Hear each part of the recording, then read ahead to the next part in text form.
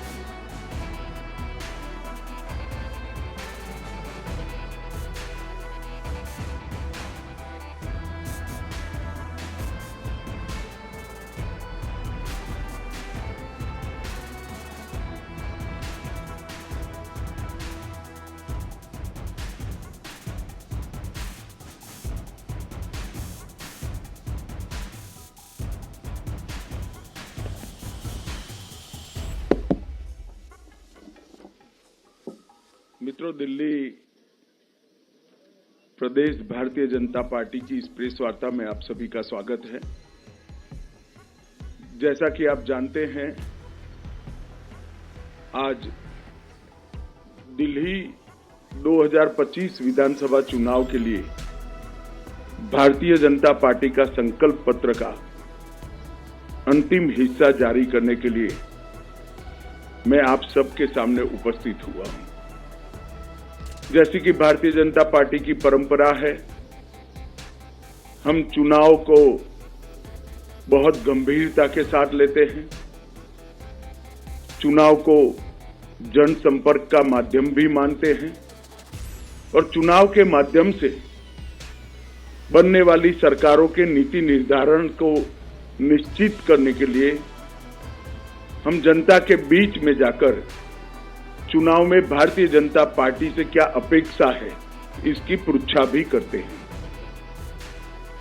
मैं अन्य दलों के नाम दिए बगैर इतना जरूर बताना चाहता हूं कि भारतीय जनता पार्टी के लिए संकल्प पत्र विश्वास का सवाल होता है और करने वाले कामों की सूची होता है।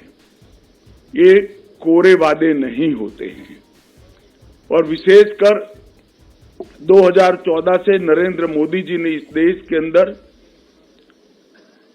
पॉलिटिक्स ऑफ परफॉर्मेंस को एस्टैब्लिश किया है और भारतीय जनता पार्टी ने जितने भी विधानसभाओं के और लोकसभा के 3 चुनाव आए, उसमें जो वादे किए हैं वो पूरा करने का गंभीरता से प्रयास किया है। हमारा ट्रैक रिकॉर्ड है। इसलिए दिल्ली प्रदेश भारतीय जनता पार्टी ने महिलाओं के साथ, युवाओं के साथ, जेजे क्लस्टर के निवासियों के साथ, असंगठित मजदूरों के साथ, मध्यम आय वर्ग के लोगों के साथ, पेशेवरों के साथ, व्यापारियों के साथ, झुग्गी झोपड़ी के लोगों के साथ ठेठ नीचे जाकर कंसल्टेशन कर सुझाव प्राप्त करने का काम किया है।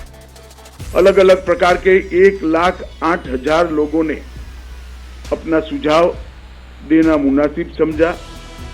62 प्रकार की अलग अलग समूहों की बैठक की गई और 12,000 से ज्यादा 41 LED वान के माध्यम से ग्रुप मीटिंगों में हमने सुझाव मांगे और ये सुझाव दिल्ली का बजट और दिल्ली की रिक्वायरमेंट, ये तीनों को ध्यान में रखकर ये हमारा संपूर्ण संकल्प पत्र बना है, जिसको हमारे राष्ट्रीय अध्यक्ष जी ने पहले चरण में घोषित किया, उसके बाद श्री अनुराग ठाकुर जी ने घोषित किया और आज पूरा संकल्प पत्र तीसरे चरण के साथ यहाँ आपके सामने रख रहा हूँ।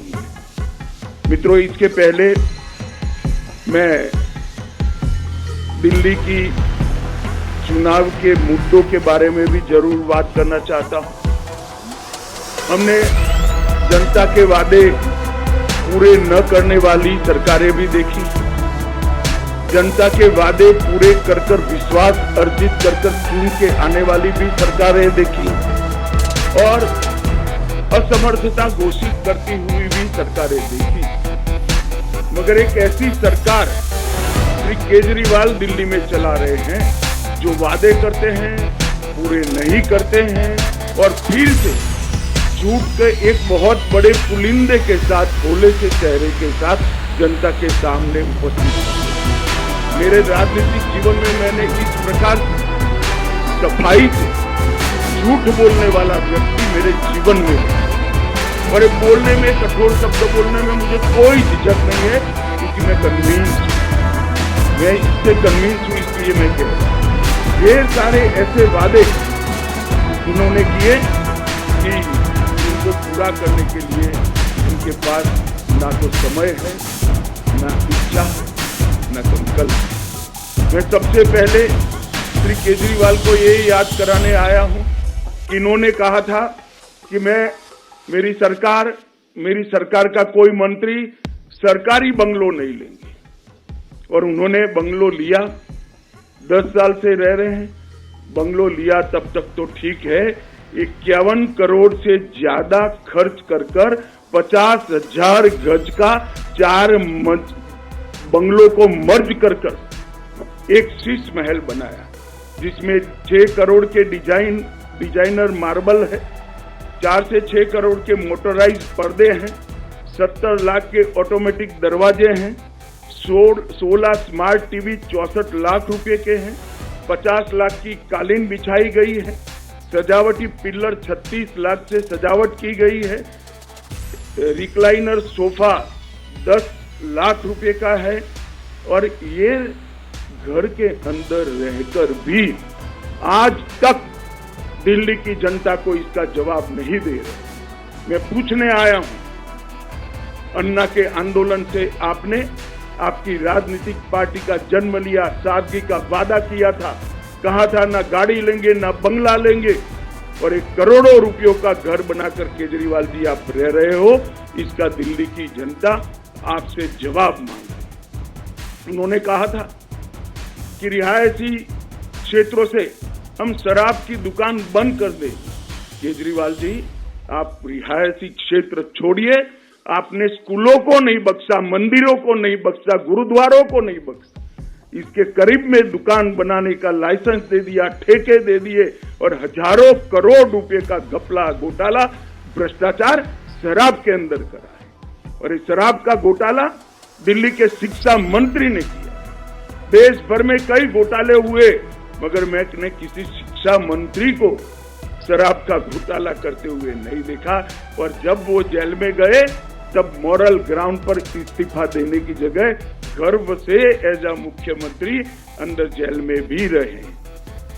मित्रों, उन्होंने कहा था 7 साल में मैं यमुना को एकदम शुद्ध कर दूंगा, लंदन की थेम्स नदी जैसा बना दूंगा। मुझे बरोबर सवाल याद है, उनका बात याद है, और कहा था कि मैं दिल्ली वालों के सामने डुबकी लगाऊंगा। मैं आज केजरीवाल जी को याद कराने आया हूं, केजरीवाल जी, दिल्ली की जनता आपकी वो विश्व प्रसिद्ध डुबकी की राह देख रही है, कब आप लगाओगे। और अगर यमुना जी में नहीं लगानी है तो कुंभ चल रहा है, वहां जाकर डुबकी लगा दो, तो कम से कम झूठ बोलने के आपके जो पाप है वो धुल जाएंगे। दिल्ली को फ्री क्लिनिक और अस्पतालों का मॉडल दें, इसकी जगह मोहल्ला क्लिनिक नाम का एक नया चीज बनाकर उन्होंने दिल्ली वालों को ठगने का काम किया है। मुझे बताइए, दिल्ली वाले मुझे पूछ रहे हैं, मिलते हैं, पूछते हैं, साहब हमें ऑपरेशन कराना है, कहाँ जाए? मोहल्ला क्लिनिक में ऑपरेशन हो रहा है क्या? मोहल्ला क्लिनिक के अंदर एक्सरे हो रहे हैं क्या? मोहल्ला क्लिनिक के अंदर एमडी, स्पेशलिस्ट डॉक्टर उपलब्ध है क्या? आपने कहा था कि हम बिस्तरों की संख्या 2 गुना करेंगे, क्या हुआ उस वादे का? और मोहल्ला क्लिनिक के अंदर भी झूठ मूठ के मेडिकल टेस्ट करवाकर घोटाला करने का काम किया, और मोहल्ला क्लिनिक के नाम पर आप अस्पतालों के, मॉडल अस्पतालों के वादे से मुकर गए। दिल्ली के अस्पतालों में बिस्तरों की संख्या 2 गुना करने का वादा भी आपने पालन नहीं किया। 24 घंटा 7 दिन सप्ताह के स्वच्छ मुफ्त नल से जल देने का वादा भी आपने पूरा नहीं किया। दिल्ली को प्रदूषण मुक्त बनाने के लिए आपने 2 काम जरूर किए। जब प्रदूषण बढ़ता है दिन में 3 प्रेस कॉन्फ्रेंस करना और दूसरे राज्यों पर जिम्मेदारी डाल देना। इसके अलावे आपने दिल्ली को प्रदूषण मुक्त कराने के लिए नहीं किया। करप्शन मुक्त करने का वादा किया था। आपके कितने एमएलए, एमपी, आप स्वयं, आपका मंत्रिमंडल करप्शन के ही चार्ज में गए। और एक नई टर्मिनोलॉजी क्रिमिनल जस्टिस सिस्टम में श्री केजरीवाल ने इसको जन्म दिया है। बेल मिलते ही कहते हैं देखिए मैं तो पाक साफ हूं। केजरीवाल जी आप ना मुगालते में रहिए, ना जनता को मूर्ख बनाइए। ये बेल है, केस अभी चलना है। बेल को क्लीन चिट मनवाकर आप आरोपों से बच नहीं सकते। एमसीडी चुनाव में दिल्ली को कूड़ा मुक्त करने का वादा किया, क्या हुआ? आज पूरी दिल्ली की जनता कूड़े से परेशान है। टैंकर माफिया खत्म करने का वादा किया, लोग आस कर रहे थे और जल बोर्ड में बहुत बड़ा घोटाला कर टैंकर माफिया खत्म करने के वादे की भी बलि बना दी। आपने दिल्ली में स्पोर्ट्स यूनिवर्सिटी बनाने का वादा किया था। ढेर सारे खिलाड़ी बेचारे स्पोर्ट्स यूनिवर्सिटी ढूंढ रहे हैं। 47 फास्ट ट्रैक कोर्ट बनाने का वादा किया था, वो भी ढूंढ रहे हैं। वर्ल्ड क्लास से नीचे ये आते ही नहीं है। वर्ल्ड क्लास के दिल्ली में स्कूलों में क्लास बनाने थे। स्कूलों में बच्चों की संख्या कम हो रही है। प्राइवेट स्कूलों में जाने के लिए सब लोग मजबूर हो रहे हैं। विश्व स्तरीय ड्रेनेज सिस्टम बनानी थी, विश्व स्तरीय। इसका कोई प्लान या नक्शा भी तो जरा जारी कर दो, तो लोगों को ढाढ़स रहे कि कुछ प्रयास हुआ है। भाइयों बहनों, पूरा उन्होंने झूठ का मकड़ जाल फैलाने का काम किया है और 10 साल तक वादा खिलाफी के अलावे उन्होंने कुछ नहीं किया है। उन्होंने वादा किया था कि हमारी सरकार बनेगी तो दिल्ली को दलित उप मुख्यमंत्री देंगे। अब दिल्ली के दलित राह देख रहे हैं। 10 साल हो गए, 2 बार बन गई, जेल में गया, मौका भी था, फिर भी नहीं दिया आपने मौका। दलित उप मुख्यमंत्री की आज भी राह देख रहे हैं। पेयजल, सड़क और 8 लाख को रोजगार देने का वादा जस का तस पड़ा है। और मित्रों, सबसे गंभीर बात है, दिल्ली में कभी भी करप्शन का लेवल इतना बड़ा नहीं हुआ जितना केजरीवाल जी ने करा है। शराब नीति का घोटाला, मैंने जैसे कहा, स्कूल, मंदिर, गुरुद्वारे कुछ नहीं बख्शा। शराब के अंदर शराब नीति बनाने में उनकी आय कैसे बढ़े, दिल्ली की आय नहीं, उनकी आय कैसे बढ़े, एक ही चीज को ध्यान में रखा। 28,400 करोड़ का दिल्ली जल बोर्ड का घोटाला हुआ। 5,400 करोड़ का राशन कार्ड बांटने का घोटाला हुआ। राशन वितरण का घोटाला हुआ। 4500 करोड़ का डीटीसी की बस का घोटाला हुआ। 1300 करोड़ का स्कूल के क्लासरूम का घोटाला हुआ। 500 करोड़ के पैनिक बटन लाए, दिखाई नहीं पड़ते हैं। और 571 करोड़ का सीसीटीवी वाला घोटाला किया। 52 करोड़ रुपए का शीश महल बनाया। 100 करोड़ रुपए की वक्फ की संपत्ति को अवैध रूप से लीज पर देकर उनके मंत्री जेल में गए हैं। 65,000 फर्जी मेडिकल टेस्ट कराकर मोहल्ला क्लिनिक को घोटाला का माध्यम बनाया। टैंकर माफिया के नाम पर जल बोर्ड में घोटाला किया और विज्ञापन इतने दिए कि दिल्ली के पास कूड़ा उठाने का भी पैसा नहीं बचा है। और सुप्रीम कोर्ट ने इंटरवीन कर उनकी पार्टी से ये विज्ञापनों का खर्चा देना पड़ेगा, इस प्रकार के ऑर्डर आजादी के 75 साल में पहली बार सुप्रीम कोर्ट ने किसी सरकार के खिलाफ किया है कि इतनी ज्यादा विज्ञापन आप नहीं दे सकते और इसका पैसा अब आप पार्टी के निजी अकाउंट से भरा जाएगा, उसकी भी लोग अभी राह देख रहे हैं कि आप एक पैसा कब भरोगे। इसके सामने नरेंद्र मोदी सरकार 10 साल में हमारा जिम्मेदारी है दिल्ली के इंफ्रास्ट्रक्चर का। हमने 41,000 करोड़ रुपया अलग अलग सड़कों के निर्माण के अंदर खर्च किया, 15,000 करोड़ रुपया रेलवे के लिए खर्च किया और 21,000 करोड़ रुपया एयरपोर्ट के लिए खर्च करने का काम किया। एक प्रकार से अगर दिल्ली में नरेंद्र मोदी जी और उनकी सरकार, केंद्र सरकार काम न करती तो आज दिल्ली रहने लायक न होती, इस कगार पर हम पहुंच गए होते। मित्रों, इसके साथ साथ गरीब कल्याण अन्न योजना 73 लाख लाभार्थी हैं, लगभग पीएम स्वनिधि योजना 2.5 लाख लोगों को, रेहड़ी पट्टी वालों को लोन देने का काम किया। हमने आवास योजना भी केंद्र जितना कर सकता है राज्य सरकार की सहायता के बगैर वो किया। पीएम उज्ज्वला योजना के तहत 2,60,000 परिवारों को गैस का कनेक्शन दिया। लगभग 488 दुकानों पर से सस्ती दवाइयां प्रधानमंत्री जन औषधि परियोजना के तहत बांटी। श्रम योगी मानव धन में लगभग 11,000 सब्सक्राइबर बने।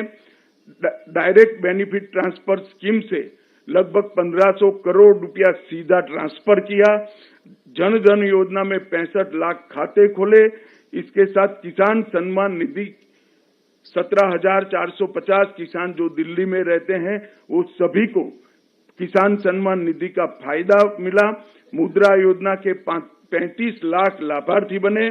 सुकन्या समृद्धि योजना के 8 लाख के आसपास खाते खुले और 1,33 लाख हमने बल्ब बांटने का काम किया जो उजाला योजना के तहत बांटे हैं। मित्रों, काम करना और वादे करना, ये दो आप पार्टी और भाजपा की अलग अलग संस्कृति है। भाजपा की संस्कृति है जो कहते हैं वो करते हैं, और आप पार्टी की संस्कृति है कि वादे कर एक बार सत्ता में आ जाओ, bye bye tata goodbye कर फिर अगले साल चुनाव में फिर से भोला सा चेहरा बनाकर लोगों के सामने खड़े हो जाओ। और मित्रों, आज मैं आपके सामने आया हूं, एक गंभीर झूठ चुनाव को प्रभावित कराने के लिए फैलाया जा रहा है। मैं दिल्ली में ही निवास करता हूं। मेरे बंगले में काम करने वाले कर्मचारी का सुबह मुझे कहा कि साहब 5 मिनट मिलना है। मैं कहा आओ भाई, क्या काम था। वो आया, उसने कहा मेरे फोन पर फोन आ रहे हैं कि भाजपा आएगी तो ये सारी योजनाएं बंद कर देगी। मैंने कभी भी सार्वजनिक जीवन में इतना नीचे स्तर का झूठा प्रचार नहीं देखा है। आज मैं ये प्रेस वार्ता के माध्यम से दिल्ली की जनता के लिए स्पष्ट कर देना चाहता हूं, नरेंद्र मोदी जी ने स्वयं कहा है और पत्थर पर की लकीर है, गरीब कल्याण की एक भी योजना बंद नहीं होगी और साथ में हमने जो कहा है वो भी हम पूरा करेंगे। और मैं तो अपील भी करना चाहता हूं, मुझे मालूम है मेरी अपील नहीं सुनेंगे, वो तो अन्ना का भी नहीं सुनते हैं, मगर अपील करना चाहता हूं कि इस तरह की झूठ की राजनीति आपको शोभा नहीं देती, इसको बंद करना चाहिए। बार बार व्हाट्सएप पर फोन कॉल के माध्यम से एडवर्टाइज में इस तरह के झूठी बातें फैलाकर आप सार्वजनिक जीवन का हास कर रहे हो। मित्रों, पहले मैं पुराने जो वादे किए गए हैं उसको भी दोहराना चाहूंगा। हमने हर गरीब महिला को प्रतिमाह 2,500 रुपये की आर्थिक मदद करने का वादा किया है और ये भारतीय जनता पार्टी का ट्रैक रिकॉर्ड है। महाराष्ट्र हो, छत्तीसगढ़ हो, उड़ीसा हो, मध्य प्रदेश हो या राजस्थान, हमने हर जगह जो वादे किए हैं वो हमने पूरे किए हैं।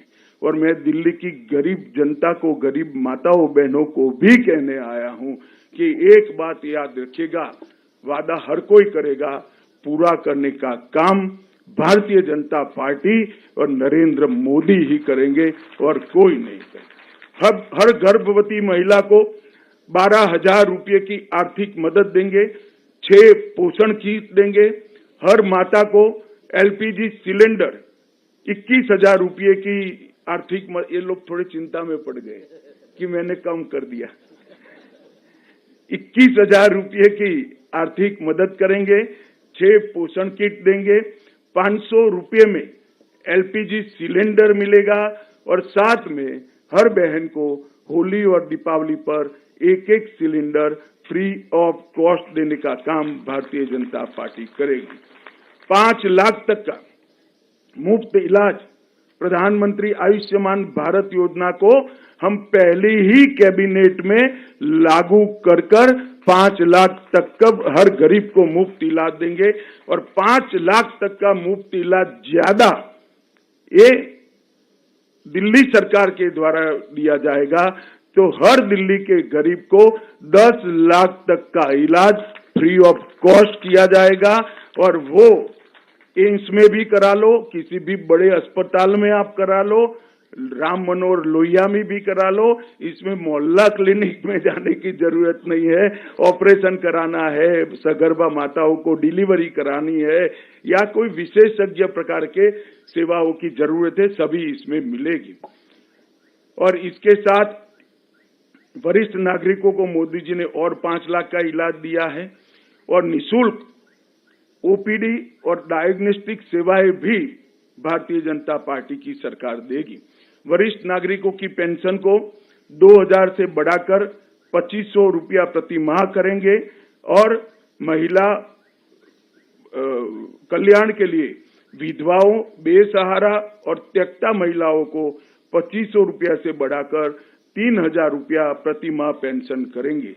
जे क्लस्टर में अटल कैंटीन स्थापित कर 5 रुपये में पौष्टिक भोजन देंगे और ये सारी योजनाएं हम हमारे ही कार्यकाल में समाप्त करेंगे। बिना कोई बहाना बताए पड़ोसी राज्य का, एमसीडी का, एनएमडीसी का, केंद्र सरकार का, हम दिल्ली की समस्याओं को हम समाधान करेंगे। इन्होंने एक नया तरीका ढूंढा है। कोई भी काम नहीं करना है तो वह कहते हैं कि पूर्ण राज्य का दर्जा हमें दे दीजिए। भाई केजरीवाल जी, वादा किया तब दिल्ली का स्टेटस क्या है आपको मालूम नहीं था क्या? आप चुनाव लड़े तब आपको मालूम नहीं क्या था, मगर बहाने बनाना इनकी फितरत है। और एक गंभीर वादा जो मोदी जी ने देश की जनता को किया है, इसको भी मैं आज रिपीट करना चाहता हूं कि हम भ्रष्टाचार विहीन एक राज्य सरकार, पारदर्शी तरीके से चलने वाली राज्य सरकार देने का काम करेंगे। अनुसूचित जाति के और जनजाति के विद्यार्थियों को अंबेडकर स्टाइपेंड योजना के तहत 1,000 रुपया प्रतिमाह देंगे। ऑटो टैक्सी चालकों को 10 लाख रुपए का बीमा, जीवन बीमा और 5 लाख का दुर्घटना बीमा देंगे। घरेलू कामदारों का वेलफेयर बोर्ड बनेगा जो उनको 10 लाख का जीवन बीमा और 5 लाख का दुर्घटना बीमा देगा और माताओं को 6 महीने की पेड मैटरनिटी लीव लेने का काम करेंगे और पीएम स्वनिधि को हम दोगुना कर रेहड़ी पटरी वालों को आर्थिक मदद करेंगे। अब मैं आज जो नए घोषणा पत्र के मुद्दे हैं वो आपको बताना चाहता हूं। मोदी जी ने 1700 से अधिक अनधिकृत कॉलोनी को मालिकाना हक देने की घोषणा की है। अब उसमें किसी को निर्माण करने की परमिशन नहीं थी, खरीद या बेचने की परमिशन नहीं थी। अब ये लोगों को संपूर्ण मालिकाना हक देकर मिनिस्ट्री ऑफ हाउसिंग के नियमों से, दिल्ली के बायलॉज के हिसाब से कंस्ट्रक्शन की, पूरा तोड़कर नया बनाने की और बेचने की सभी का अधिकार हम उनको दे देंगे। मिनिस्ट्री ऑफ हाउसिंग एंड 13,000 दुकानें दिल्ली में सील पड़ी है। हमने कुछ अधिवक्ताओं के साथ बैठकर इसका कानूनी रास्ता निकाला है। हम एक न्यायिक प्राधिकरण बनाकर इसको 6 महीने के अंदर सारी दुकानों को रीओपन करने का हम काम करेंगे।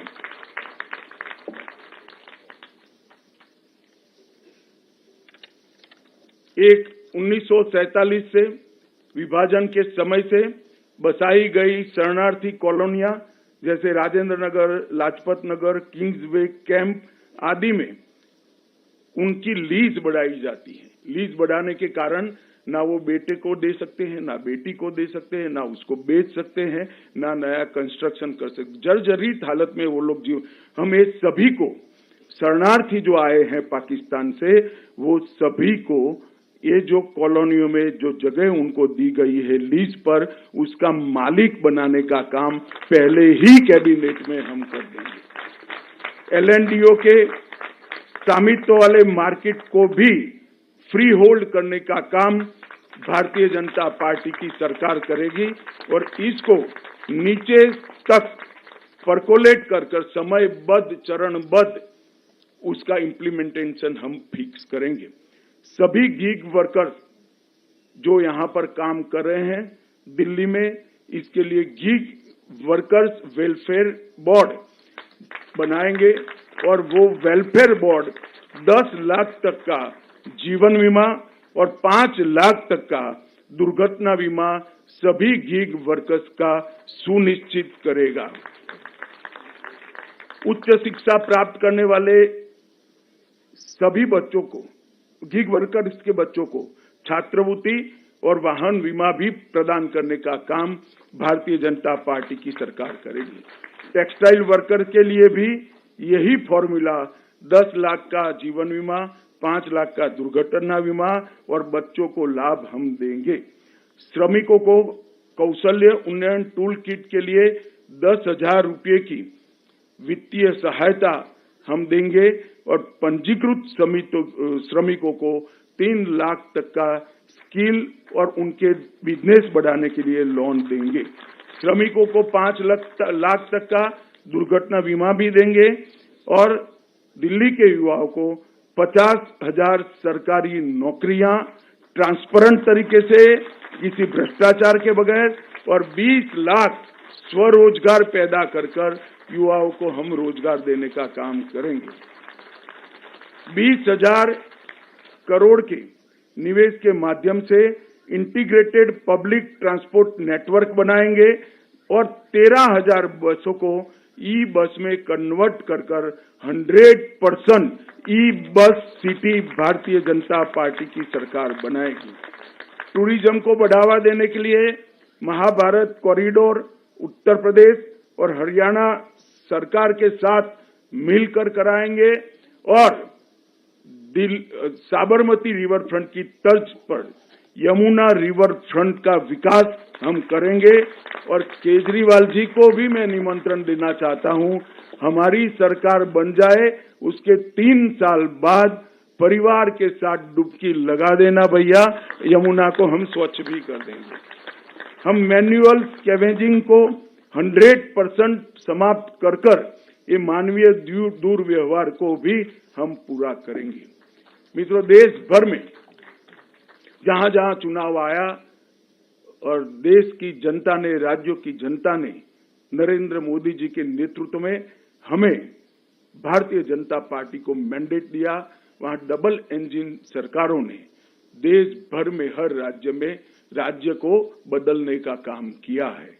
नरेंद्र मोदी जी ने आज पूरे देश भर में एक विश्वास पैदा किया है कि लोकतांत्रिक व्यवस्था को बरकरार रखते हुए भी देश में सर्वसमावेशी, सर्वस्पर्शीय विकास संभव है और जातिवाद, परिवारवाद और भ्रष्टाचार से मोदी जी ने राजनीति को मुक्त किया है।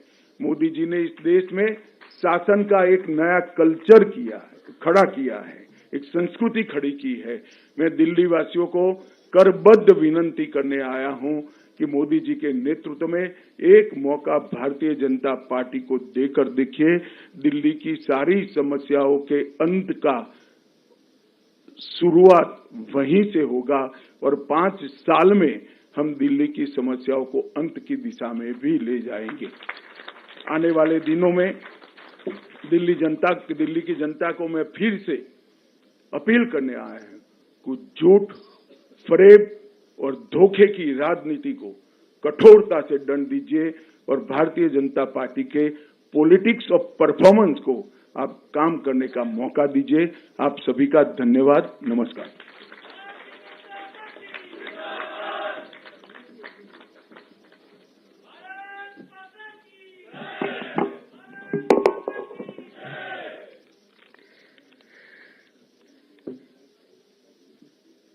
दिल्ली भारतीय जनता पार्टी के इस संकल्प पत्र को जन जन के बीच रखने के लिए आदरणीय गृह एवं सहकारिता मंत्री भारत सरकार श्री अमित शाह जी का आभार।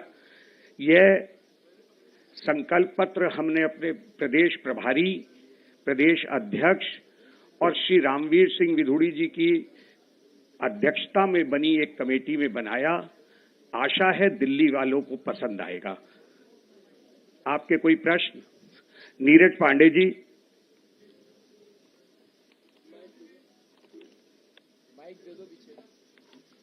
माइक दो भाई, तो एक माइक, गैस का माइक ऑन करो। गृहमंत्री जी, मैं नीरज पांडे हूं एबीपी न्यूज से। मेरा सवाल है, भारतीय जनता पार्टी ने भी, कांग्रेस ने भी, सभी ने शीश महल को लेकर मुद्दे पे बात की, बहुत सारे सवाल खड़े किए, लेकिन अब तक ना तो केजरीवाल की तरफ से ना ही आम आदमी पार्टी की तरफ से उस पर कोई सीधा जवाब नहीं आया। सीधा नहीं, टेढ़ा भी नहीं आया अभी। जवाब ही नहीं देते, ये तो उनकी खासियत है। वो जवाब देने में मानते ही नहीं है, सवाल खड़ा करने में मानते हैं। हम जवाब देने की कार्य संस्कृति के पक्षधर हैं। मैं फिर से एक बार केजरीवाल जी को अपील करना चाहता हूं कि शीश महल के लिए आप स्वयं दिल्ली की जनता के सामने जवाब दीजिए। पत्रकार बंधुओं की एक पत्रकार वार्ता कीजिए कि क्या जरूरत पड़ गई कि 4 बंगलों तोड़कर एक बंगलो बनाना पड़ा, क्या जरूरत पड़ गई कि आवाज से खुलने वाले दरवाजे डालने पड़े, क्या जरूरत पड़ गई कि रिमोट से खोलने वाले पर्दे डालने पड़े और इतना महंगा मार्बल डालना पड़ा। और ये दिल्ली की गरीब जनता के लिए सुसंगत है क्या? इसका जवाब केजरीवाल जी ने देना चाहिए। आप भी मांग रहे हो, हम भी मांग रहे हैं, मगर वो नहीं देते हैं, नहीं देंगे। आमोद राय जी, टीवी 9। गृह मंत्री जी, आप बार बार ये कह रहे हैं, पिछली बार झुग्गी सम्मेलन में भी आपने कहा था कि दिल्ली में जितनी योजनाएं पहले से चलती आ रही हैं उसको चलाया जाएगा, लेकिन उसके बावजूद बार बार आम आदमी पार्टी द्वारा कहा जा रहा है कि ये सारी योजनाएं बंद कर देंगे, मुहल्ला क्लिनिक बंद हो जाएगा, मुफ्त की शिक्षा बंद हो जाएगा, इस तरह की बातें कही जा रही हैं। क्या कहेंगे? देखिए, आम आदमी पार्टी ने एक कार्य संस्कृति बनाई है।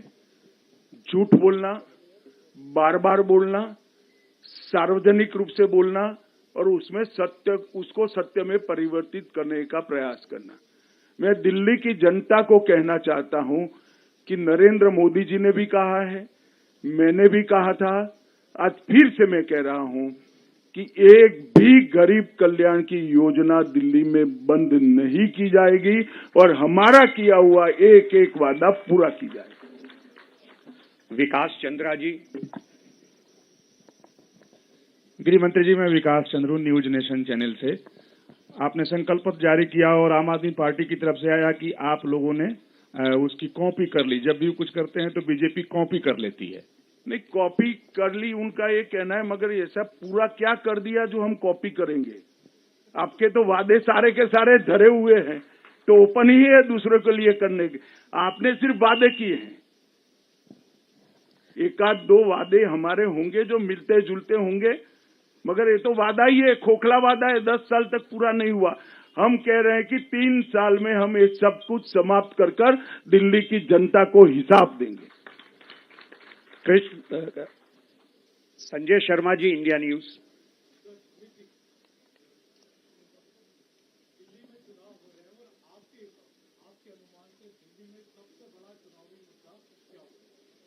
देखिए, सबसे बड़ा चुनावी मुद्दा है कि धोखा देने वालों से निजात पाना। ये बहुत बड़ा है। बाकी तो पानी, स्वच्छ पानी है, रोड दुरुस्त नहीं हुए, अस्पताल नहीं बने हैं, कूड़ा कचरा इतना हो गया है कि रहने के लिए परेशानी है, झुग्गी झोपड़ियों में कोई सुविधाएं नहीं है। ये भी मुद्दा है, मगर सबसे बड़ा मुद्दा झूठ बोलने वालों से, धोखा देने वालों से निजात पाने का है। क्योंकि इन्होंने कहा था जब आंदोलन कर रहे थे हम राजनीति में नहीं आएंगे, राजनीति में आ गए। इन्होंने कहा था कि हम कांग्रेस के खिलाफ रहे, समर्थन नहीं लेंगे, 2 ही महीने में समर्थन ले लिया। इन्होंने कहा था हम घर नहीं लेंगे, सबने अच्छे अच्छे बंगले बन लिए, शीश महल भी बना लिया। इन्होंने कहा था गाड़ी नहीं लेंगे, गाड़ी ले ली।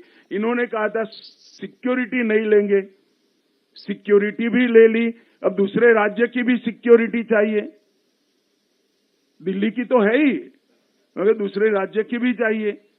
अब ये सारे धोखा देने वाले लोग एक जगह पे एक ही एड्रेस पर इकट्ठा हो गए। Mohit Bhatt, Times Now English. Sir मैं मोहित टाइम्स नाउ से। सर एक सवाल जो अरविंद केजरीवाल से बार बार चुनाव के समय पूछा जाता है, यमुना की सफाई का आपने अपने मैनिफेस्टो में डाले, क्योंकि पहले उन्होंने कहा था कि मैं खुद डुबकी लगाऊंगा, लेकिन वो समय बीत गया। लेकिन आपने खुद डाला है, मैं साबरमती रिवर फ्रंट की तरह कहने की बात करी है। कितना बड़ा मुद्दा है सर यमुना, अगर चुनाव की बात करें? देखिए, ये बहुत बड़ा मुद्दा है। वहां गंदगी के कारण और अच्छे से पानी शुद्धिकरण के प्लांट न चलने के कारण भी दिल्ली वालों को स्वच्छ पानी नहीं मिलता है। न पर्यटन का कोई ठहराव है, न दिल्ली वासियों को आउटिंग का। अगर सुबह बच्चों को ले जाकर शाम को घर पे आना है 2 दिन की छुट्टी में, तो कोई ऐसी जगह वो 10 साल में बना पाए हैं। ये बहुत बड़ा मुद्दा है, मगर मैं आपको विश्वास दिलाना चाहता हूं। मैं ऐसा तो नहीं कहता कि मैं डुबकी लगाऊंगा, मगर आपको लगानी है तो लगा पाओगे। ऐसी यमुना जरूर बनाएंगे। कृष्ण मोहन शर्मा जी। सर मैं कृष्ण मोहन शर्मा, भारत एक्सप्रेस से। मेरा सवाल है कि जब से आपने कहा कि यमुना में डुबकी लगा लो और योगी जी ने कहा कि आप आके कुंभ में डुबकी लगा लीजिए, अरविंद केजरीवाल ने ये सवाल करना शुरू कर दिया कि यूपी में तो बिजली नहीं रहती, अब दिल्ली छोड़कर यूपी चले गए। और एक सवाल और है कि कांग्रेस ने आम आदमी के समर्थन में अपना प्रचार धीमा कर दिया। सर देखिए, मैं कांग्रेस पर कोई टिप्पणी नहीं करना चाहता। कांग्रेस पार्टी अपना निर्णय खुद करती है, उनके प्रत्याशी भी लड़ रहे हैं, इस पर मैं कोई टिप्पणी नहीं करना चाहता।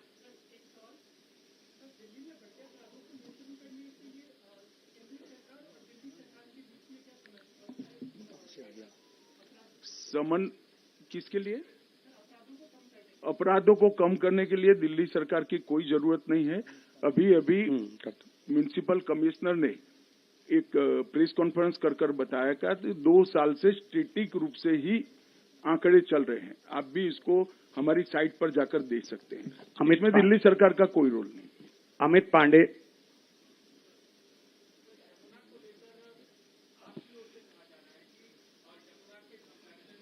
कुंभ का जिक्र करते हैं तो कुंभ का प्रचार कर रहे हैं यहाँ पर दिल्ली में।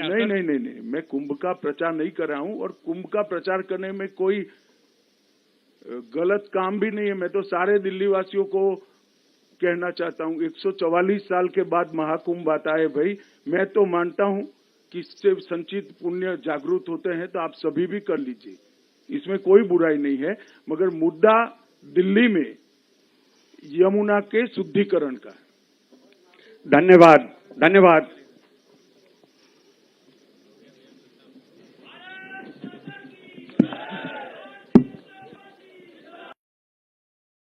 स्टार्ट करने से पहले वीडियो को लाइक कर दें, और दोस्तों चैनल पर पहली बार हैं तो चैनल को सब्सक्राइब जरूर कर लें, और साथ ही में बेल आइकन को ऑल नोटिफिकेशन कर लें, जिससे कि हर वीडियो का नोटिफिकेशन आपको मिलता रहे।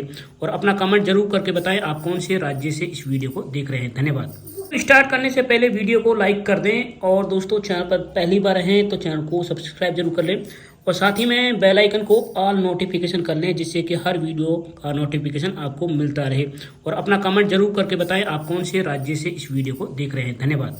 स्टार्ट करने से पहले वीडियो को लाइक कर दें, और दोस्तों चैनल पर पहली बार हैं तो चैनल को सब्सक्राइब जरूर कर लें, और साथ ही में बेल आइकन को ऑल नोटिफिकेशन कर लें, जिससे कि हर वीडियो का नोटिफिकेशन आपको मिलता रहे। और अपना कमेंट जरूर करके बताएं आप कौन से राज्य से इस वीडियो को देख रहे हैं। धन्यवाद। केजरीवाल को जिसका डर था वही हुआ। अमित शाह ने आज दिल्ली की जनता को कर दिए बड़े ऐलान। अमित शाह ने 9 बड़े ऐलान कर दिए गए हैं, यदि दिल्ली में हमारी सरकार बनी तो ये काम करके हम दिखाएंगे। तो दोस्तों, क्या केजरीवाल का खेल ख़त्म होने वाला है?